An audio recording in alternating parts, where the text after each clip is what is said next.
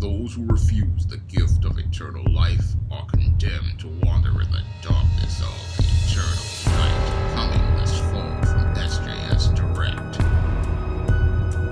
Over the weekend, your President Donald Trump announced the Platinum Plan to help Black Americans. And on the surface, it looked like your President Donald Trump was actually listening to many of the voices on social media, including myself, when we started talking about tangibles. However, after hearing your President Donald Trump's speech, which really sounded really good, I started to realize that this was just another attempt to get in front of the black voter and try to push an agenda on the black voter. Now, it's really nice that your Donald Trump wants to come out here with a platinum plan for Black America, but this is not how politics is supposed to work for Black Americans. Because the big problem with most Black Americans is we let the candidate tell us what they're going to do for us instead of us telling the candidate what we want from them. And that's what the whole point of tangibles and a black agenda is all about. It is about the black voter learning that they tell the candidate what they want, and then the candidate then makes an effort to go out here and deliver the tangible resources to that black community. So what your Donald Trump is doing is no different than what your Joe Biden is doing right now in trying to get in front of the black voter and trying to dictate an agenda to the black voter and not making any sort of serious effort to give the black voter the tangible resources that they actually want from these politicians. So most politicians want to get in front of the black voter and tell him what they're going to do for him or her, but that's, again, not how it works. How it works in the Hispanic community, the Asian community, the Indian community, the Arab community, and the white community and white women is this candidate usually comes to those groups. Those groups tell them what type of tangibles they want from the government, and then the politician goes out after getting voted for and then goes out here and gives those groups their tangibles. And black voters are starting to wise up to the political process, and they have to know that this is just, again, another game being run on them. So I went to the official Donald Trump website and I read about his platinum plan in depth, and his platinum plan is less than sterling for me when I take a further critical examination of it.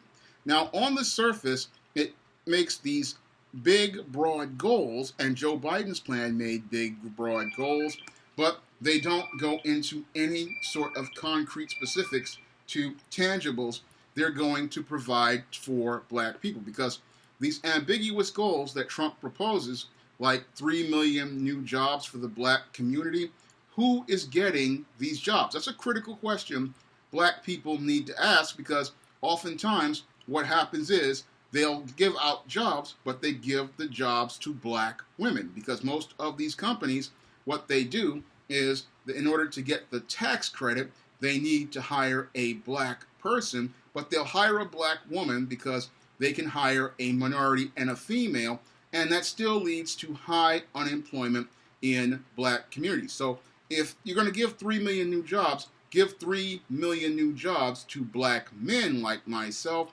because it's black men who build strong communities. And when you have black men working, what happens is your black communities are stronger places. And he talked about 500,000 new black-owned businesses.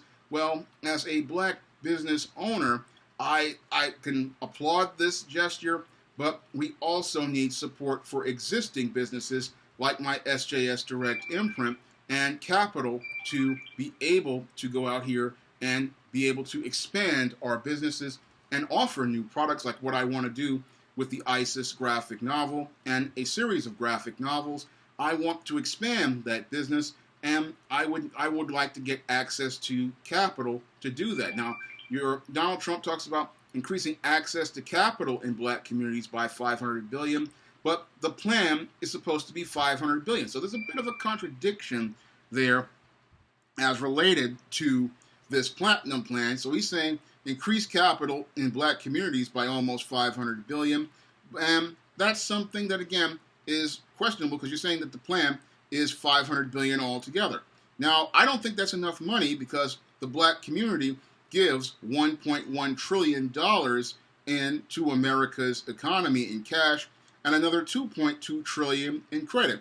So we should be getting at least $2 to $3 trillion in return from our government, because we're giving, again, $1.1 trillion in cash and $2.2 trillion in credit, and 97% of those dollars go back to these whites, these Asians, these Hispanics, and other people outside of our communities, and those 97% of dollars do not come back to the black community. Now, Donald Trump also proposes safe urban neighborhoods with the highest policing standards, but I don't see anything here about investing in black fathers, because we won't need policing standards for our communities if we go out and invest in black men, like I talk about in my book, The Man Crisis. One of the greatest solutions to stopping crime in urban neighborhoods like the one I live in is investing in the men. If you invest in employing the men and you invest in black fathers, then you won't have as much of a need for police, because the men in the community will be the first line of defense in that community. And that's something many in government and big business don't want to do, because they want the black woman to be the big time consumer, and they want her to control the purse strings and control the community so that they can enrich themselves with 97% of her dollars at her expense. But when you take those resources and you invest them in the men start making a safer neighborhood because they have a financial investment in the community, and they start setting standards for that community. So you don't need to have high police standards in a black community. When you have black fathers, the fathers will set the tone for the community, and they will dictate to the police what the standards are for protecting the community, because the police are supposed to be a second line of defense to deal with crime, but the father is supposed to be the one who sets the tone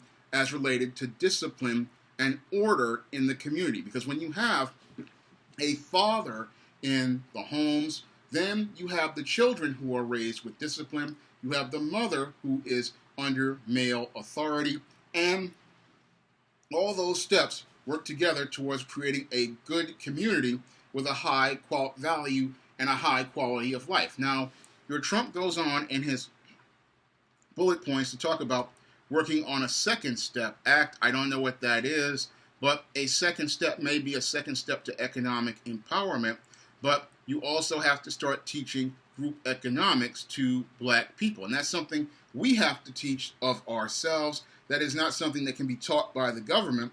We have to teach the concept of group economics and keeping black dollars in black hands and keeping black dollars in black businesses, so we can go out here and hire other black people like I do on the SJS Direct imprint. I'm oftentimes hiring black artists to do covers for my books when I have a project here or there, and I'm always looking for talent to do those types of projects if I have the money ready to do them. Now, he also talks about access to better education and job training opportunities, and the black woman is the most educated woman in the world. So black women already have access to better education and job training, and what people need after the education and the training actually are job opportunities. And in order for people to get job opportunities, we have to knock down what I call the HR brick wall. And this HR brick wall is something created by black women and white women in human resources that keeps talented black men out of the job market. So we already have access to education and job training opportunities. Now, what I want to see President Trump do is something about these student loans, because these student loans are extremely oppressive, and I want to see him do something similar to what he did for all of those veterans out there who got their student loan debt wiped out. I want to see something done for many of these students because they have been bogged down by these really bad student loan debts, and that's preventing them from getting a start in the beginning. Now, for black men, what I want to see as related to better education is I want to see something that gives young black males safer schools and structured schools, especially during their adolescence. So when I look at many young black boys, like when I was at IS 148, a lot of them were on that prison pipeline from being in an insane asylum like IS 148 was back in my junior high school days. And what I want to see is a curriculum and an environment that gives your grade 7 and grade 8 preteens and teenagers some structure, and I want to be able to see something that gives them an education where they have a safe learning environment, one, in their public high schools, and I want to see a focus on academic standards, and I also want to see a return to vocational educational training, because I believe that there's more to education than college. College has become a consumer product, and we see people going out here getting gender studies, women's studies, and all sorts of worthless degrees. So I would like to see a shift in getting black men into the trades like automotive, because I've watched a lot of automotive videos, and I watch one brother called Sprayway Customs, and he does amazing body work on cars, and it shows that this is a skill that you can take from one place to the other. I also watch a white YouTuber called V-Tuned who does really great work on automotive, and that's a great skill for brothers out here. And I'd like to see access to job training as related to getting people into things like auto mechanics, body work, and things like construction, jobs that require specialized skills and jobs that have real shortages in our job market, because we really do need more automotive guys, we need more plumbers, we need more electricians, and we need more people working with their hands. And what I want to see for black men is access to these types of vocational skills, in addition to things like culinary arts, because we do need more chefs out here. We need people who can work with their hands and work with a specialized skill. And we need more blue-collar people on the job, because blue-collar people are the backbone of America's economy. So I want to see access to education and job training as related to vocations and trades, and I'd like to see less of a focus on college, because as I see it, we've already got a glut of college graduates, and it's time for us to get the brothers into the trades. And again, we need more investment in black men, because black women are already the most educated women in the world, but what we need is black men, focused on entrepreneurship and given a skilled trade so that they can have the skills to open their own business. Now, there's one here that I have an issue, and I disagree with you, President Trump.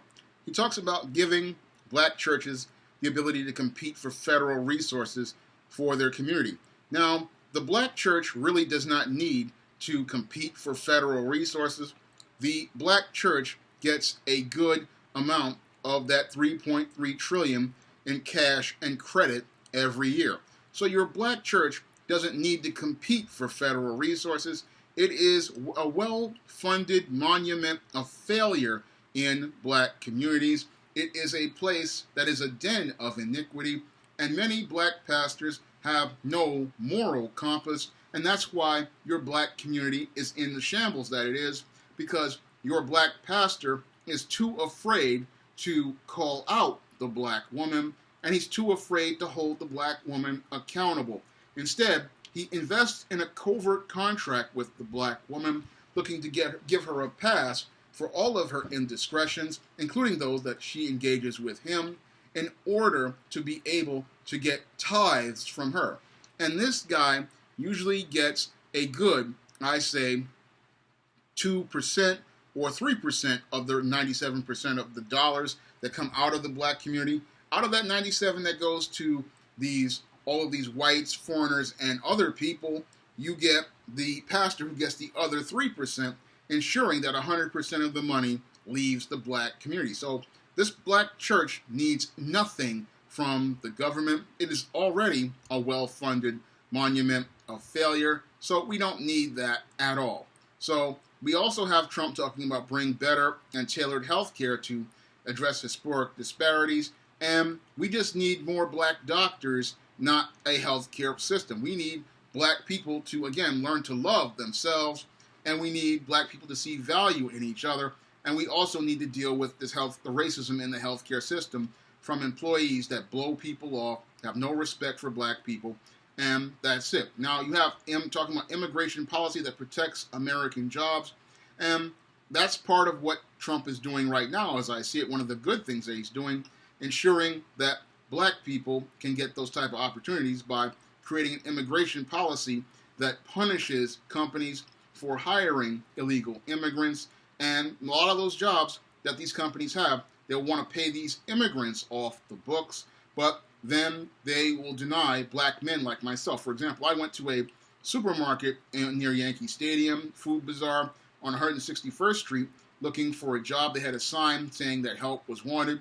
I asked one of the women who was working there, an Arab woman, if there was jobs available, and she told me there were no jobs available. Meanwhile, a couple of days later, I'm noticing all these Hispanic guys working there, and that shows me that these jobs would have, again, gone to black people in the community if there wasn't for this glut of illegal immigrants getting these kind of jobs.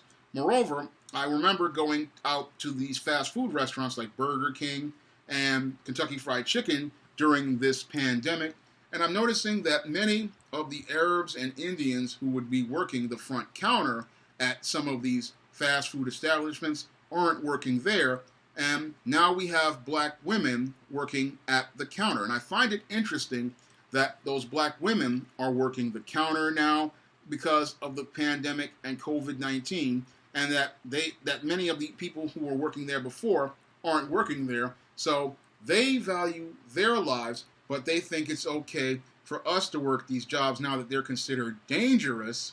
They consider taking those jobs. But again, it shows how the immigration policy really is keeping black men and black women from getting employment. Now, he talks about advancing home ownership opportunities and enhancing financial literacy in the black community. Now, that's a nice thing because that generates wealth, but we also need to teach black people about how to go out here and build their finances. Moreover, we need jobs to build those finances. And he also talked about onshoring manufacturing to advance jobs and develop opportunities for black-owned businesses. I'm all cool with that one because we do need to bring more jobs back here to America. Now, the big problem with Trump's plan, after you get to the ambiguous parts, is when you start to get to the specifics.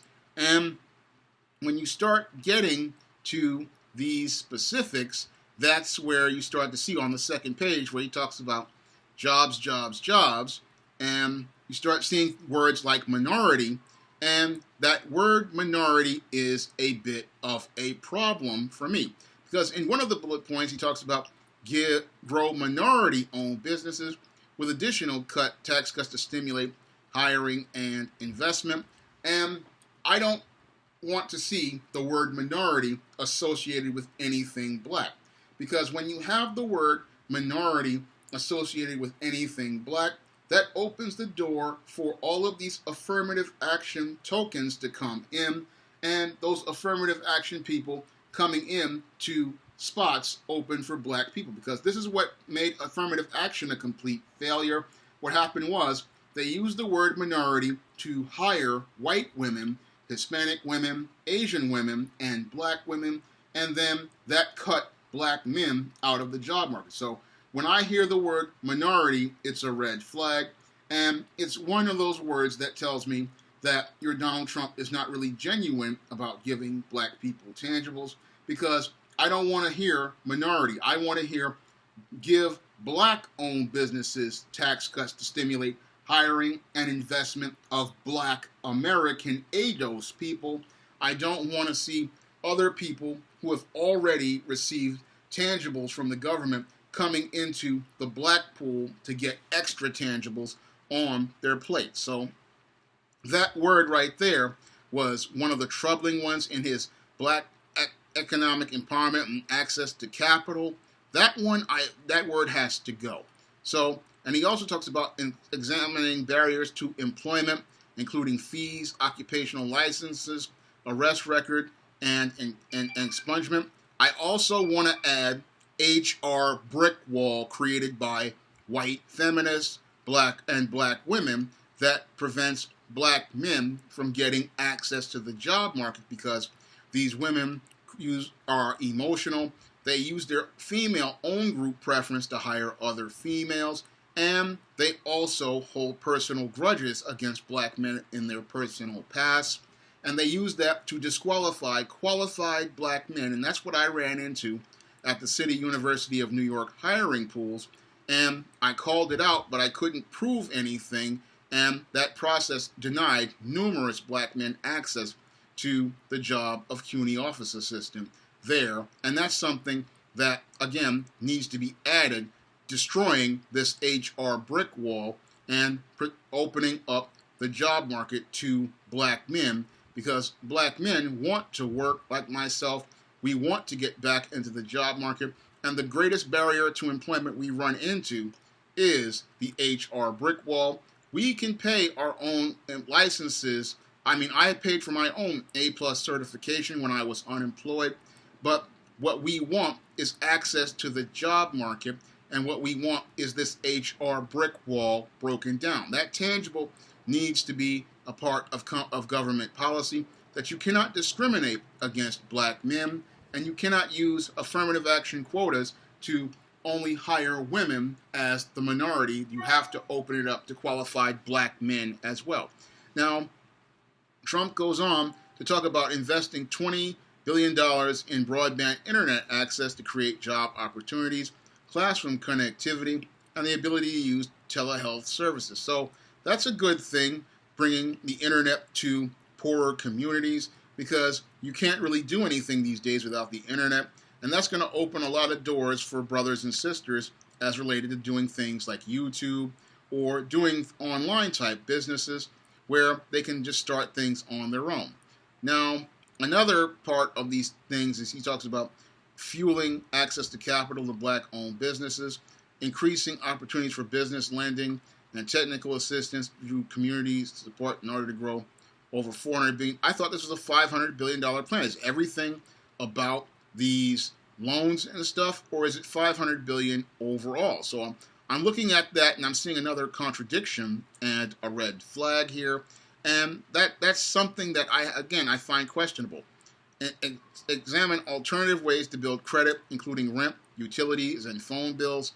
I don't agree with that one, because most black people have to learn how to be responsible, and you build credit by having a job. You build credit by paying your bills, and again, you build your credit by just being responsible. So this is kind of a no-brainer here. It's like talking about building your credit, but people have to learn how to be responsible, and if you can't get to work on time, which is the core foundation to being able to make money, then you're not going to be able to go out here and pay those bills and lay that foundation for credit. So black people have to learn how to be responsible first of all, and they have to learn how to be responsible about getting to work on time, paying their bills, and then we can start talking about getting credit. You have to get the base first, because that's what I did when I was out here. When I was working at companies, working at Strive for AmeriCorps, I worked on going out here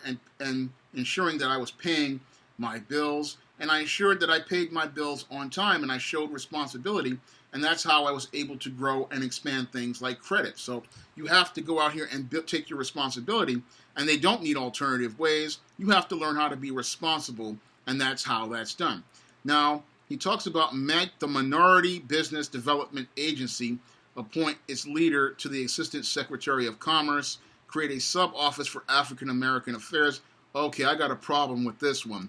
The whole idea of Minority Business Development Agency, no thank you. I don't want to see, again, I don't want to see that word minority anywhere, because that word minority is a way to bring other people in to black tangibles. And what I want to see is a office focused on black tangibles. That's what I want to see, an office focused on black tangibles, and an office as related to making sure that we get real world plans and solutions for black American ADOS Americans. And he also talks about increasing the number of black-owned contracting businesses, financial service entities, and private equity investments through its funds through regular up to $40 billion in government funding. And if you want to get blacks into this type of contracting and funding, again, you have to develop the vocational base in your high schools and in your trade schools. So if you want to increase the number of black-owned businesses that will go out here and be out here doing things like contracting and financial services, you have to go out here and I think he's talking about financial services. That's my mistake. But you have to go out here and make sure that these people are educated in capital and have those skills. So I made a mistake there. He's talking about financial capital and financial contracting, but we have qualified black people there. I mean, all these black women with degrees, they should be able to handle this. And even some of these brothers should be able to handle this. And they should be doing this on their own right now. And he talks about advancing lending relationships with financial institutions. Businesses weren't able to participate in PPP. And that's a nice gesture in and of itself. And again, these banks, they really didn't do a good job with black-owned businesses, and we lost a lot of them during COVID. And it was a shame to see so many businesses die because they couldn't get the support that they needed. And he talked about hosting senior executives from major financial institutions on a quarterly basis to advance new and equitable lending programs for black communities. So that's a nice thing to do, but we can do that on our own. All we have to do is get the start, and we can go out here and build our own financial institutions and get our own lending together. I mean, in the movie The Banker, we saw that happen. I think we could do that ourselves. Now, he talks about education opportunities and talking about federal, state, and local community partnerships to close failing schools and replace them with school choice and education opportunity. That's a nice gesture, but the big reason why these schools are failing is the family. And the reason why all these schools aren't performing well is because of these single mother households. If it wasn't for all of these single mother households and having these kids being raised in these single mother households, these kids would be performing well, because when there is a father in the home and a mother in the home, you get kids who perform well in school. And what's causing our public schools to be hostile environments and war zones is the fact that you have these children who grow up in this welfare state, in these single mother households, and it creates this culture of apathy in our teachers because they become frustrated about the fact they can't change anything as related to these homes. So if you want better performing schools, you have to invest in the black man, and you have to get that black man right so he can be a father in his home. He can be that head of household, and he can take care of business in his home. So that's how you fix the schools. You fix the home, because I've got family members who work in education, and the one thing they tell me is that if the child's home is messed up, that whole school will never perform well. And when you have children who are growing up, one, in single mother households, and two, growing up in places like homeless shelters where they're moved from place to place, we don't really get those children to perform well. So in addition to going out here and working on the family, we also need to work on getting this black man to a point where he can be employed, he can be a head of household, and we also need to work on doing something about housing here in America, because we've had speculators come into places like New York, San Francisco, Los Angeles, Chicago, and gentrify neighborhoods. And that gentrification of these neighborhoods, what it does is it brings these speculators that drive up the rent prices, and it makes it where many average, ordinary American citizens just cannot afford to find a place to reside. And because they can't find a place to reside, they wind up traveling through the shelter system for years, hoping to get a Section 8 voucher. And I would rather see people get on their feet with employment, because when I was working at the Strive East Harlem Employment Service as part of the AmeriCorps Vista program, I wanted to help them increase their resources to help the homeless. And the thing that people need is housing, because housing gives them that stability. And if you give a person stability, they can start building that momentum, and then they can start working towards moving out of the shelter system and back into the middle class. So if we can get stable housing for these homeless families, and we can get stable housing for these black men out here, we can really get these schools in shape, because the whole reason to get the schools in shape is to work on that family. And working on that family means starting to work on that black man. Again, investing in the black man, because if the family doesn't have the head of the household in charge, the whole household falls apart. Because that's why we have failing schools, because the mother is trying to lead, and she cannot really lead, because yes, black woman is really educated, but she doesn't understand things about discipline, structure, and order. And when you look at her house, what happens is when she's by herself, she creates children of the corn, and those children of the corn bring chaos to black communities. So he talks about increasing child care tax credits. No, I want to see the mother brought back to the home, and I want to see the mother put where she belongs, which is back in the home. The problem is, the reason why your schools are failing is because you have all of these children who are being raised in child care, and they're not getting nurtured by their mothers, and because they're not being nurtured by their mothers, they wind up becoming disconnected, and they wind up becoming these children of the corn, because they never bonded with their mother, and they never had a connection to their father. So I don't want to see any more child care tax credits. I want to see ability to bring the mother back to the home, higher wages for the man to take care of his family, and the man going back to work and being the head of household he's supposed to be. Now he talks about education African Americans can afford, and he talked about continuing to protect the HBCUs. I'm cool with that one, because at least he did acknowledge the HBCUs, something your Obama didn't do while they were struggling. And he talked about innovation ecosystems by connecting, again, that word minority. We don't need minority. By connecting, it should be about black institutions and black tangibles, not minority, because minority is a word to bring in other people, and we don't want other people. Other people have their tangibles. We want our own separate tangibles. Increase the amount of Pell Grants for vocational employment and second change homecomers. I have no problem with that.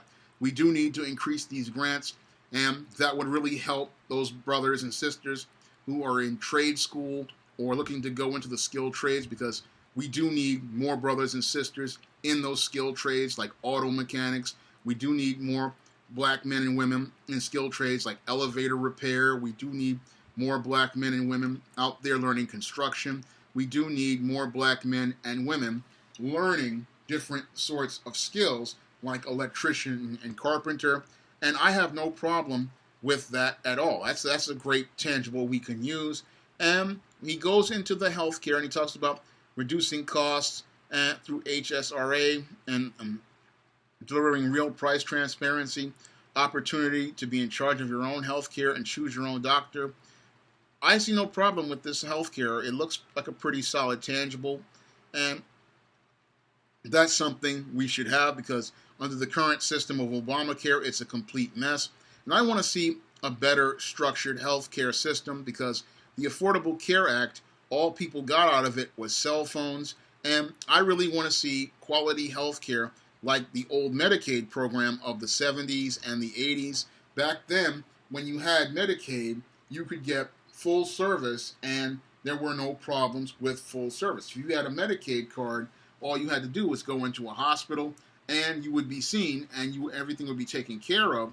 So I would like to see something like old school Medicaid for your lower income Americans up to about $100,000 to replace your Affordable Care Act, because to me, if you're going to give people affordable health care, let's give it to everybody under $125,000, and they can get Medicaid and be able to go anywhere and be able to get whatever care that they need, and it's all paid for by the government. So that takes care of most of the working men and women overall, and I have no problem with that tangible at all. Now, your safety and justice, your Donald Trump talks about continuing to make historic improvements to the criminal justice system through common sense actions like the First Step Act, which increased use of drug rehabilitation versus drug incarceration. That's something I can say I can applaud Donald Trump for. He did a great job on that First Step Act with Kim Kardashian and Kanye West, helping to get all of these black people out of the system from that failed war on drugs, which was actually a war on black people. And we really need to start focusing, as it related to this drug war, as it was called, instead of going to incarcerate people, which was a complete waste of time. Those mandatory minimums ate up a lot of a federal budget, and it ate up a lot of resources we could have had for other programs dealing with all of these first-time nonviolent offenders as related to drug trafficking.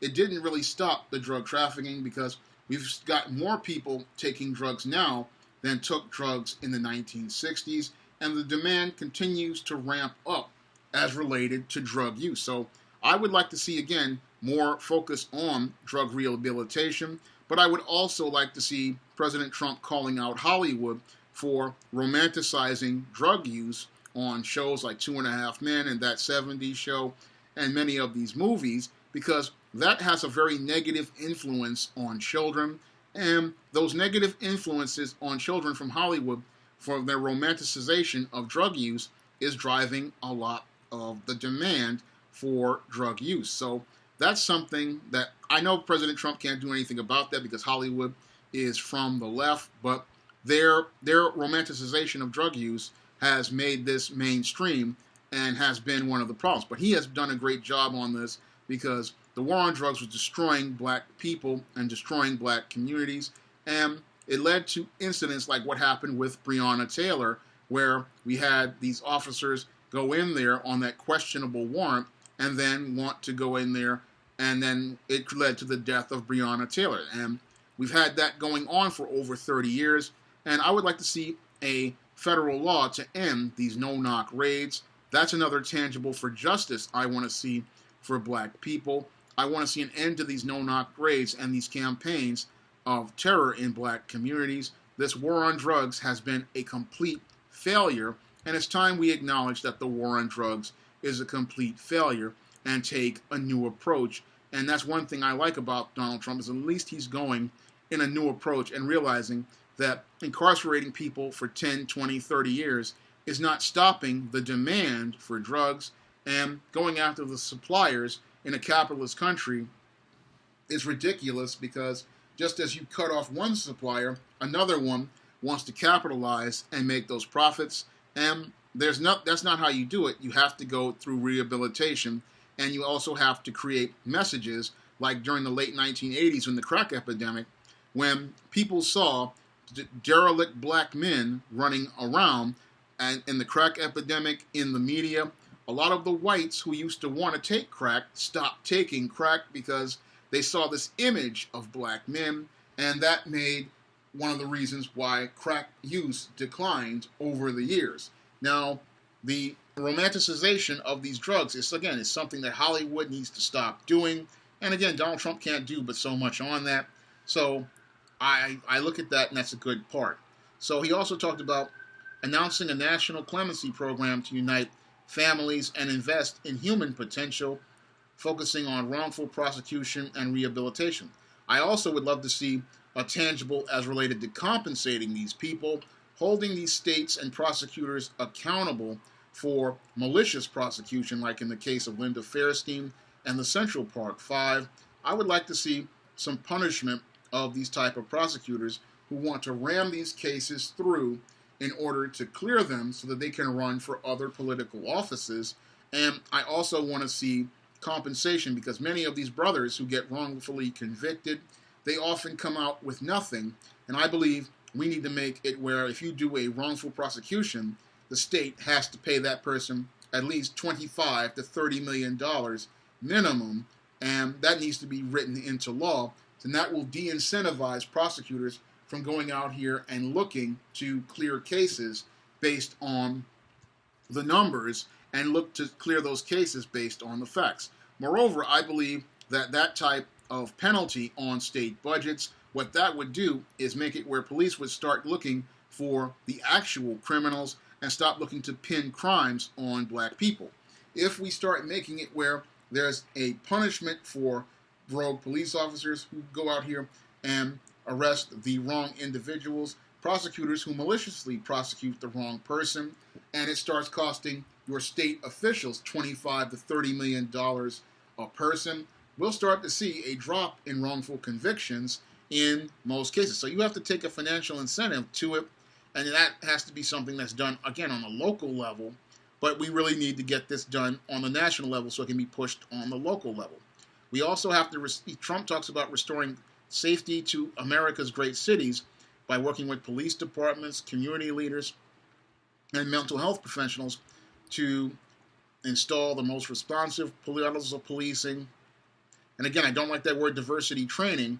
And again, the thing that we need a focus on is not on working with police departments, with these community leaders. We need black men working with police departments.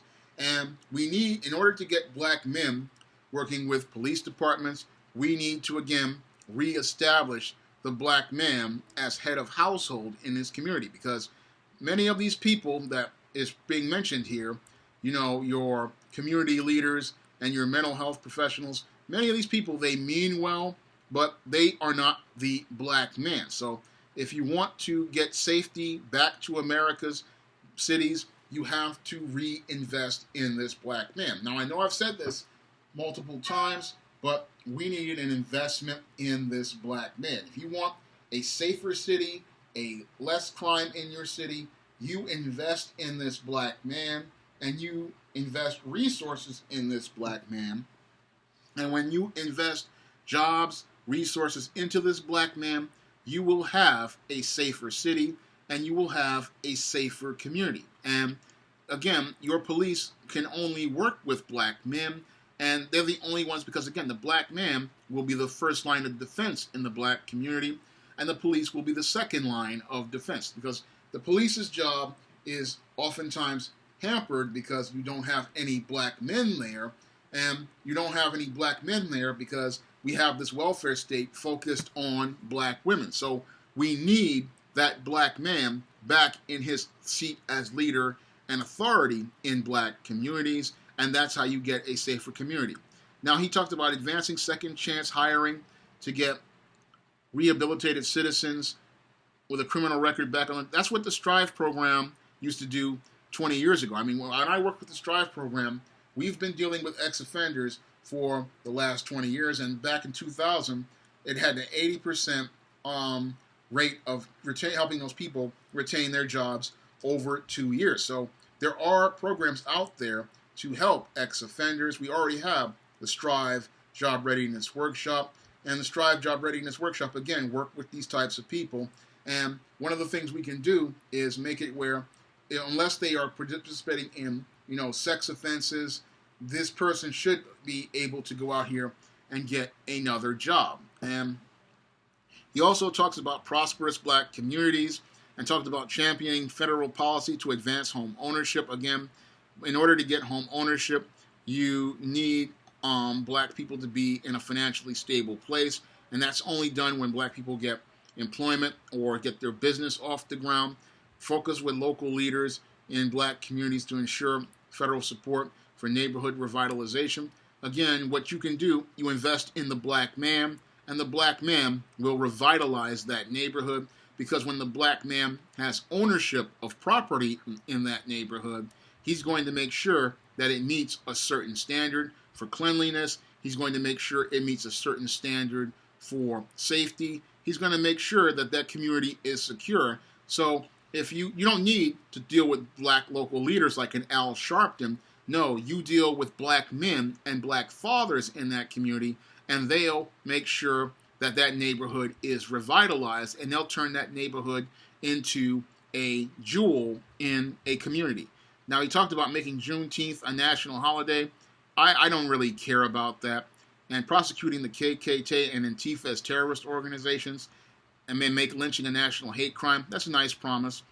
Fuel black farmers and healthy food, I have no problem with that. Favorable trade deals to bring black manufacturing jobs and help black contractors, farmers, inventors, and consumers, definitely have no problem with that. And Trump also talks about defending religious liberty and African American churches and lift the conscience of our nation. And that's another one I have an issue with, because in order to do that, that means we have to get rid of this black pastor, because this pastor is somebody who is not interested in the liberty of African American people. The black pastor has always been an enemy of black people. The black pastor has always been an enabler of white supremacy. And the black pastor is not about religious liberty or a relationship with God. It is about fleecing these black people and taking advantage of them. So in order to defend religious liberty, we have to remove the black pastor from his position and replace him with men who follow the Most High living God. Because your black pastor is someone who practices religion, but he is not someone who goes out here and follows God. So this is not a person who wants to promote religious liberty. He wants to help these people out here keep the welfare state going, because that allows him to enrich himself at their expense. And that's something that the black pastor does. Now, he also talks about collaborating with cities and counties to address mental illness and substance abuse. Yes, that's something I definitely want to see. And I see a lot of great ideas here in Trump's Platinum Plan, but again, it is less than sterling. And I am also troubled, again, by seeing that it's him leading this to us and not us coming to him with our own platform. And that's another big strike on black people. We should be coming to the president with our own platform. We should be coming to the president with our own agenda, and we should be presenting our terms to the president. It should not be him coming to us and him giving us what he thinks we should have. It should be us telling him, this is exactly what I want. This is exactly what I need. This policy is the thing that is hurting us. This is the policy that is hindering us. This is the policy that's holding us back. For example, just like I said a few minutes ago, the HR brick wall is the thing that has kept me out of the job market for a good, at least 8 to 10 years. I have wanted to go back to work ever since I lost my job in 2008, but I have been held back by this HR brick wall erected by these women who use their female-owned group preference and their own personal issues to keep black men out of the job market. They hold their own grudges and project their grudges on black men who go to interview. And these qualified black men like myself can't get jobs, even if we have college degrees like I have. And we want that tangible as related to employment, to knocking down that HR brick wall. And we also want to see access to things like bringing this black father back in the home and investment in black men. Because if you want to invest $500 billion in something, invest it in this black man. A lot of these educated working class brothers out here, we need that investment. We need that support. We don't want to see the term minority used on anything. What we want to see is the word black and black only. And we want to see tangibles presented to the black man. Yes, Donald Trump is giving you a platinum plan, but it is far less than sterling, because you have Donald Trump, again, coming to us from his perspective, not from our perspective. Because when we come from our perspective, we demand the tangibles that we want. And again, we don't see anything here as related to safety and justice about punishing rogue police officers, punishing race soldiers who have infiltrated police departments and want to use the police department as a weapon against black people. And we don't see anything there as related to talking about the tangible of dealing with these suburban commandos like George Zimmerman. So this Platinum Plan lacks a lot of luster as related to tangibles, and it's not presenting many of the tangibles black people have been demanding. Again, I want to see a focus on bringing the black father back to the home. I want to see an investment in the black man, and I want to see investment in black men, because without a man in the community, your community cannot be a thriving place. And if your black man is not put in his place as a leader and an authority figure, you're going to still have problems in the black community. So you need that investment in this black man, and you need that black man rebuilt. And if Donald Trump wants to talk about bringing us the tangible of rebuilding the black man, I can talk to him about that. And it's nice that he wants to try to finally bring tangibles to black people, because, you know, over the last 20 years, nobody really has needed the black vote to win an election. But these days, your Donald Trump is taking the black vote, and he's considering it, because in order to make this plan, it's clear to me that he's listening to black voices on social media, and he's listening to black people on social media talking about their issues. So there is a start of a negotiating point, at least with your Donald Trump. We're not getting disrespected like we are by the left with that booties to the poll ad, which was basically racist and absolutely disgusting. At least you're getting a platinum plan. So we have a negotiating point here, and it's a starting point, but I'm not seeing the tangibles I want on the table. And I believe Donald Trump really needs to start talking to black people to start working on bringing those tangibles to the table. Because if he starts working towards bringing tangibles to the table, then he may possibly get a chance at taking the black vote and shattering the whole narrative of black folks voting for the other party for the next 200 years, as Lyndon Baines Johnson stated. So if you want to see me make more videos like this, you can donate to my Patreon, my PayPal, or my Cash App by clicking the links in the description box. And if you want to pick up some of my positive black fiction on the SJS Direct imprint, like the ISIS series, the E-Steam series, the John Haynes series, the Spencerella trilogy, and books like The Man Crisis, which go in depth with all of the issues black men have been dealing with for the last 50 years, you can find all of those books on Amazon.com in paperback and Kindle format. You can also find many of those books on Smashwords, the iBookstore, and Google Play. That's all I have to say for this video. You can comment, rate, and subscribe. Coming to paperback and Kindle this fall, E-Steam Blast from the Past. Hell's aspiring angel takes on her demonic doppelganger in this time-traveling, action-packed E-Steam series adventure. Pre-order your copy